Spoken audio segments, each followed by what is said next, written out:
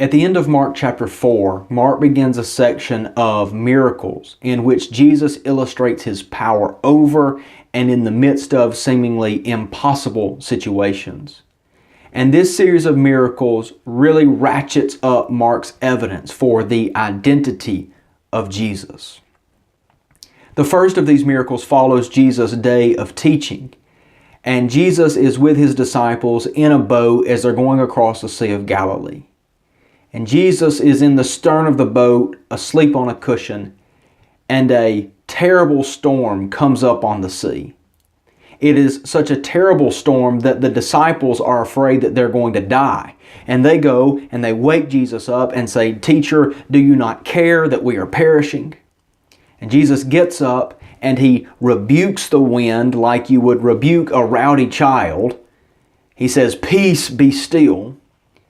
And not only does the storm stop, but even the waves are calm. There are no side effects of the storm on the sea. And Jesus tells His disciples that it's because of a lack of faith that they are afraid. He asks, "Why were you so afraid?" Don't be afraid. Have faith. And we need to understand that when our faith is in Jesus and when we are with Him, that we should not allow our fear to overwhelm us, but that we should put our confidence and trust in Him. That does not mean that we won't face difficult or even life-threatening or even life-taking situations.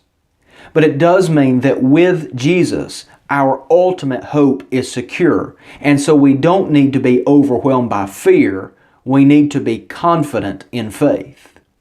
But the main point of this story comes from the question that the disciples ask at the end. Seeing Jesus rebuke the winds and the sea, they say, "Who then is this, that even the wind and the sea obey Him?" And what I would like to do is read a few passages from the Psalms that give us the answer to that question. The answer to the question, who is this, that can command the wind and the sea, and they obey? First, I want you to think with me about Psalm 65 and verse 5.